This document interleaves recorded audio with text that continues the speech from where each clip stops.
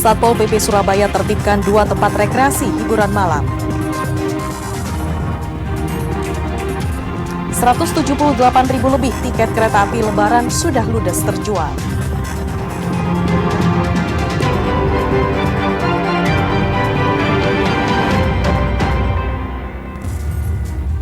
Halo saudara, apa kabar Anda hari ini? Kita berjumpa lagi dalam Kompas Jatim.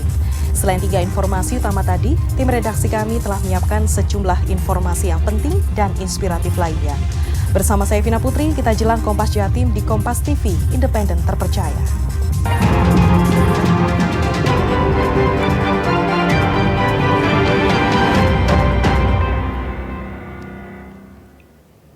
Kita buka Kompas Jatim dengan sorotan pertama dari Jombang. Saudara Gubernur Jawa Timur Khofifah Indar Parawansa meminta masyarakat tidak perlu khawatir terkait stok atau ketersediaan bahan pokok selama Ramadan hingga Lebaran nanti. Pasalnya stok sembako aman dan harganya pun mulai turun. Warga diminta belanja sesuai kebutuhan dan tidak menimbun barang.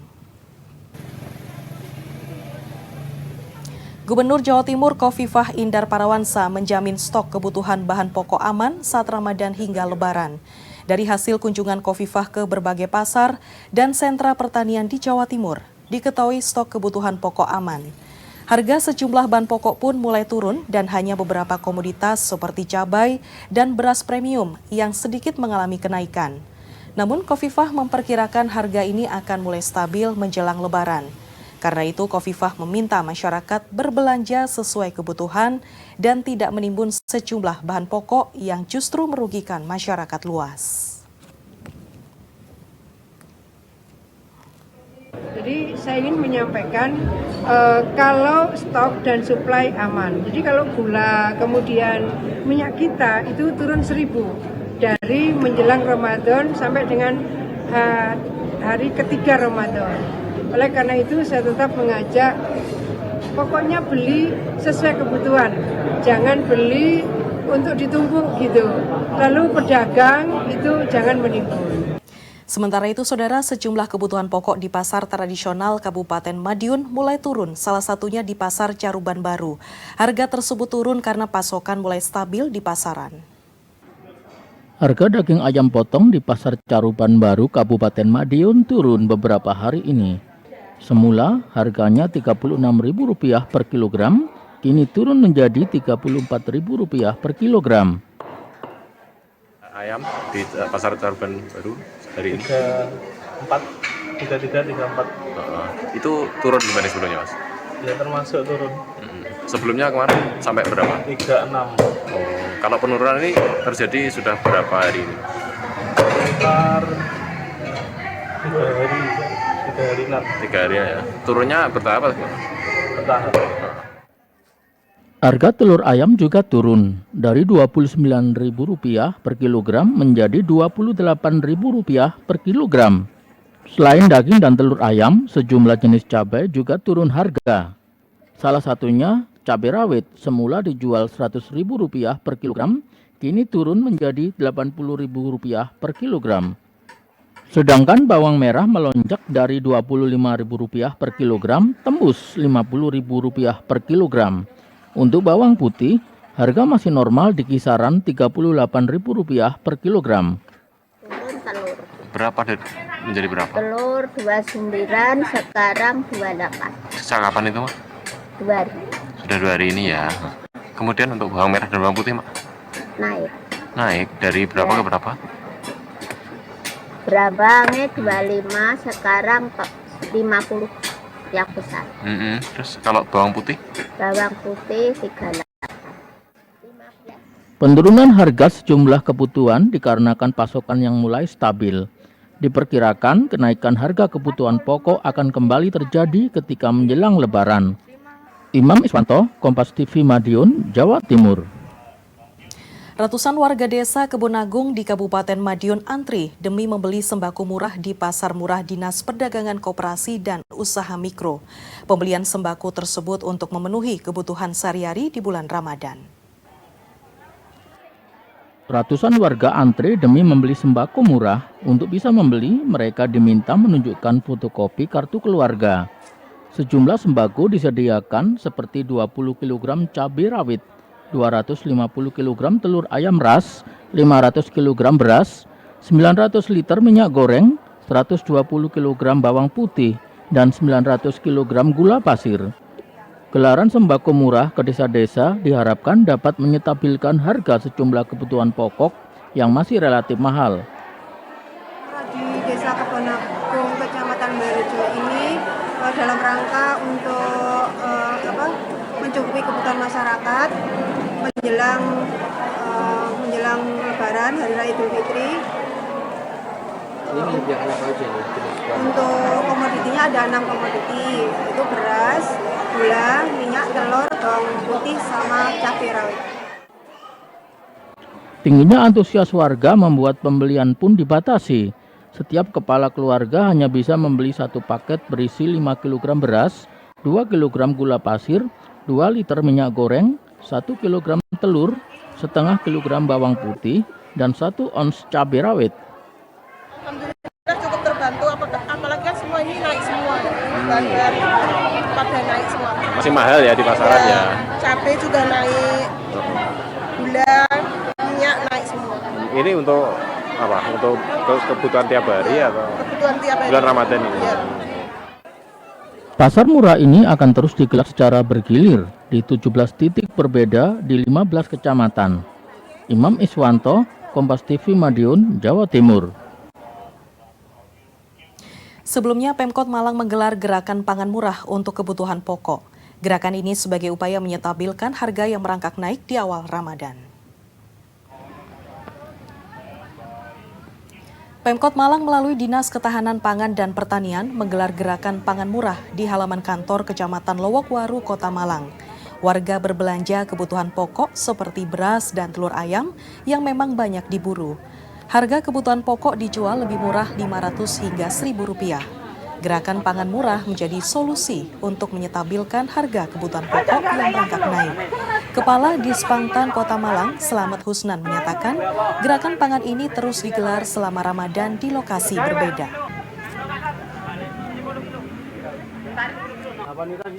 Menindaklanjuti apa yang menjadi program nasional Bapak Presiden Prabowo dan Badan Pangan Nasional menjelang atau saat Ramadan kita melaksanakan kegiatan pangan murah ini dalam rangka stabilisasi pasokan dan stabilisasi harga.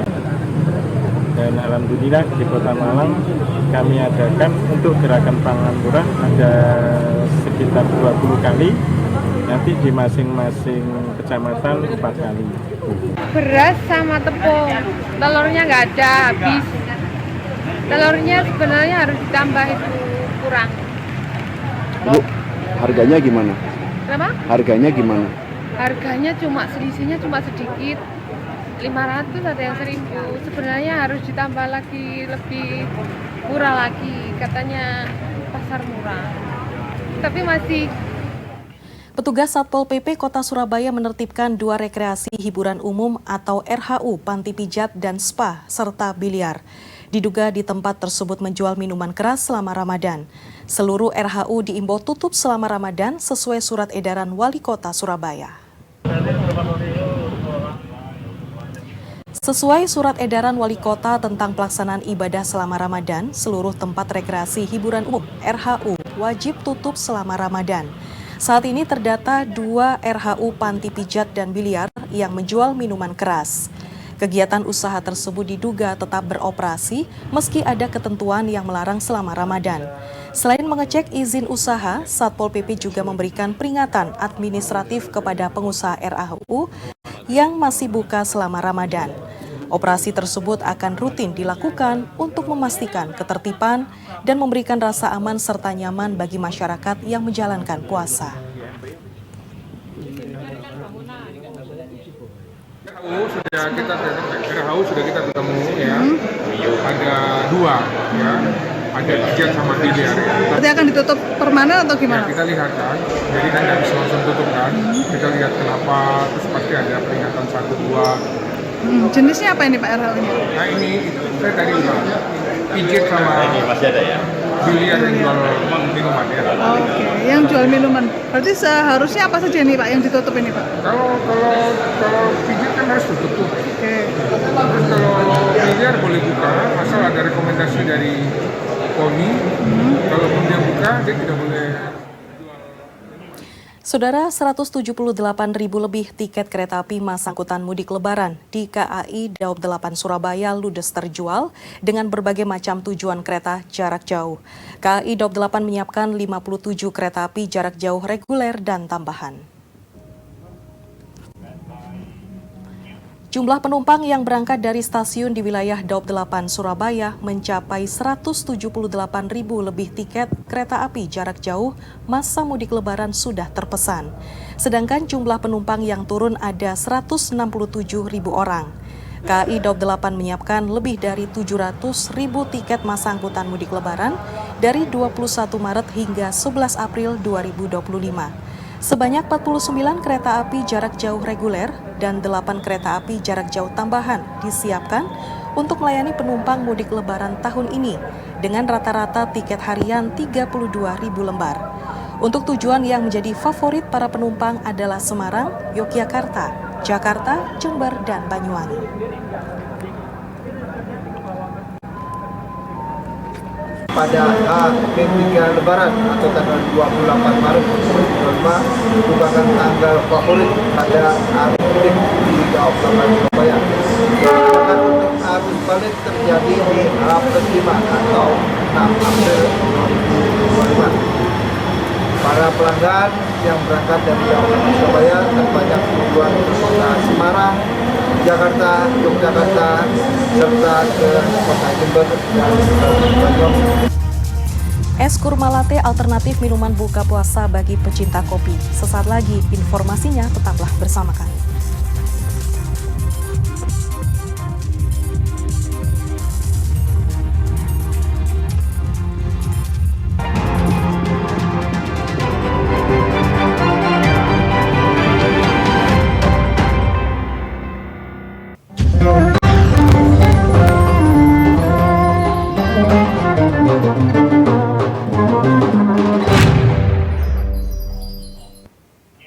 Kita buka teman Ramadan dengan seorang ibu rumah tangga di Jember yang sukses membuka usaha susu kurma.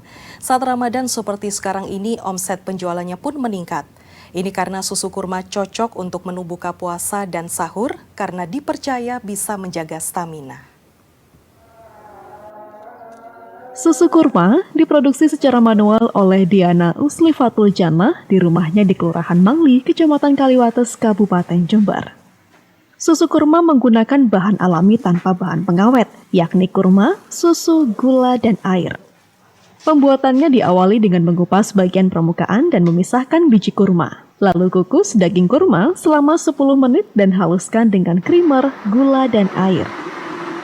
Saring sari kurma dan campurkan susu ke dalamnya. Susu kurma pun siap dikemas dan dipasarkan. Di bulan Ramadan ini, permintaan susu kurma meningkat hingga 5 kali lipat, yakni 250 botol terjual dalam sehari, dengan omset Rp2.500.000. Insya Allah minuman yang kalau untuk berbuka puasa itu minuman yang sunnah. Komposisinya itu ada kurma, susu, gula. Kalau yang varian itu ada varian vanila, madu, terus original, matcha. Susu kurma pas dihidangkan saat buka puasa atau sahur. Minuman ini dipercaya bisa memperlancar air susu ibu dan pencernaan, serta meningkatkan imunitas dan stamina. Saya beli susu kurma karena memang sudah biasa mengkonsumsi.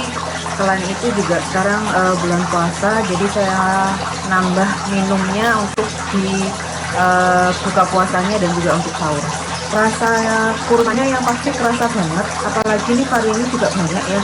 Ada vanilla, kemudian ada juga mocha, benar-benar nggak ngurangi cita rasa kurmanya. Satu botol susu kurma ukuran 350 ml dijual dengan harga Rp10.000. Namun bagi ibu rumah tangga yang memiliki waktu luang juga bisa membuatnya secara mandiri di rumah.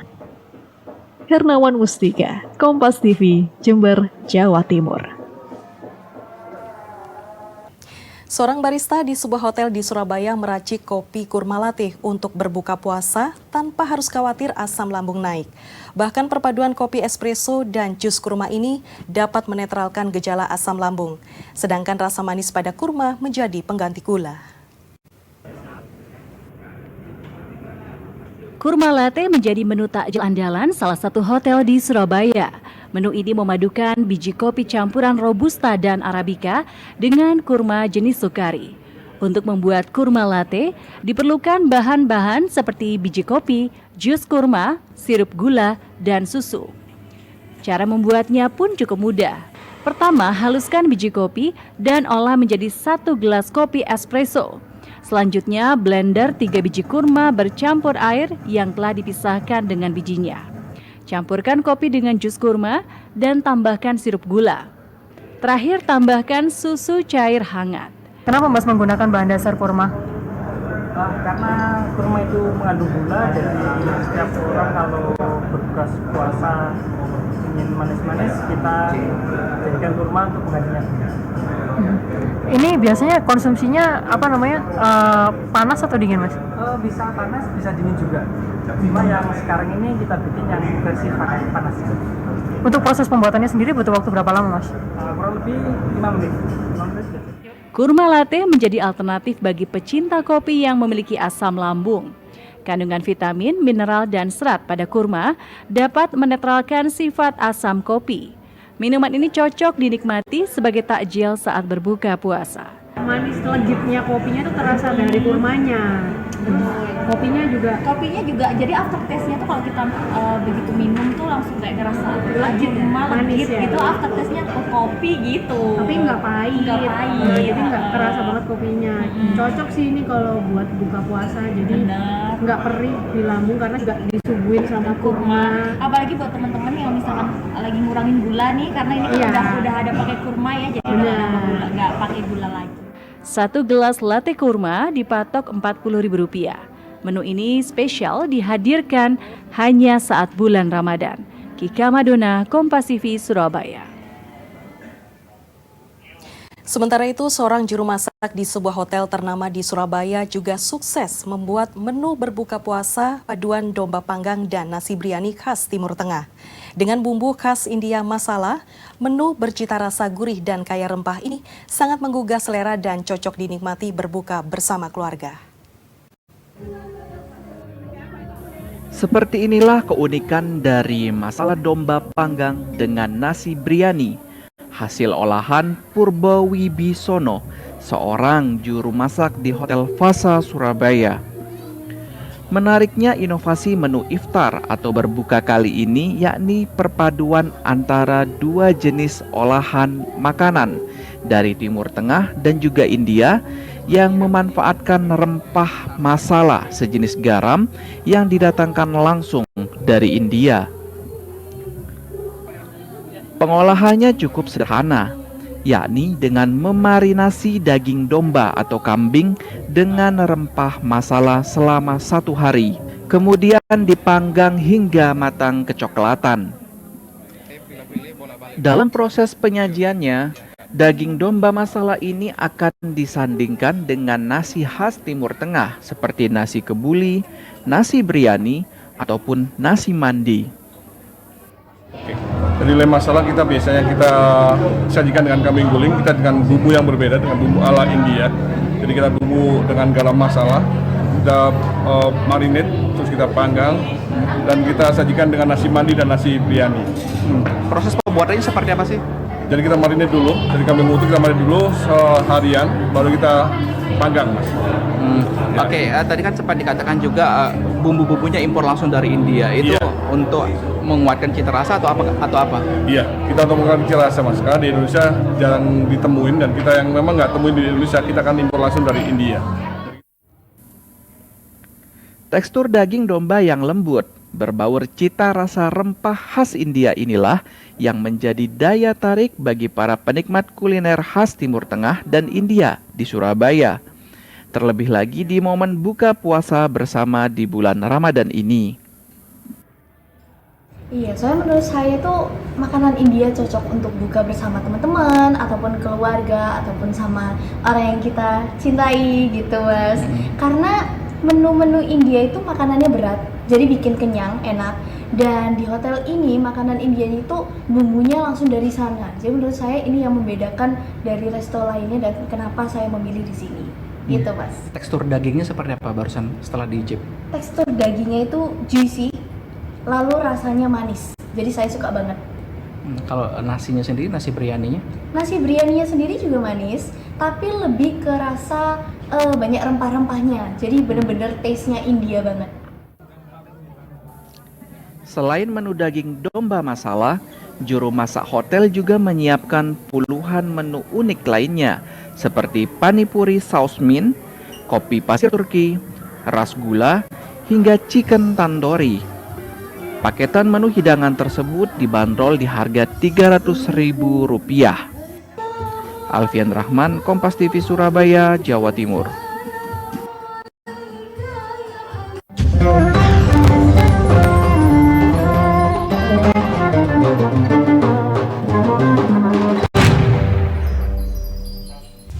Indonesia siap tampil di bulu tangkis 2025. Informasinya akan kami hadirkan usai jeda berikut ini, tetaplah bersama kami.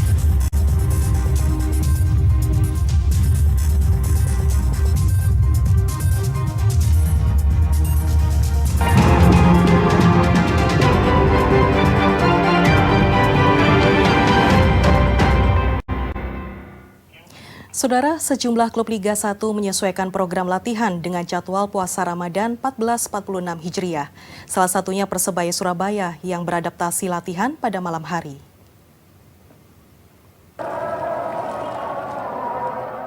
Perubahan jadwal dalam program latihan dilakukan Persebaya Surabaya selama bulan Ramadan. Sebelumnya latihan digelar sore hari dan kali ini diganti pada malam hari.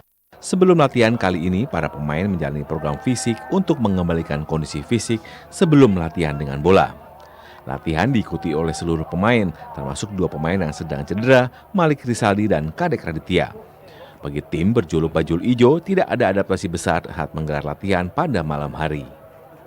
I have experience on this for 2-3 tahun, so there's no big adaptation, big thing for me for the time for trainings. Everything is clear. We've prepared everything myself with management. We've also bring food to the training like this, just for some small snacks. So preparation for this for Ramadan, I'm experienced on this also. So there's no issue with the Ramadan situation. Latihan malam hari juga digunakan sebagai adaptasi terhadap jadwal pertandingan Liga 1 yang digelar malam hari. Menghadapi PSM Makassar 7 Maret dan PSIS Semarang 12 Maret mendatang.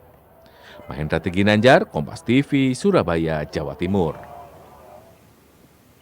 PBSI pastikan timnas Indonesia tampil dengan kekuatan penuh pada kejuaraan bulu tangkis Asia 2025. 19 wakil diturunkan untuk berlaga di Ningbo, Tiongkok pada 8 hingga 13 April mendatang.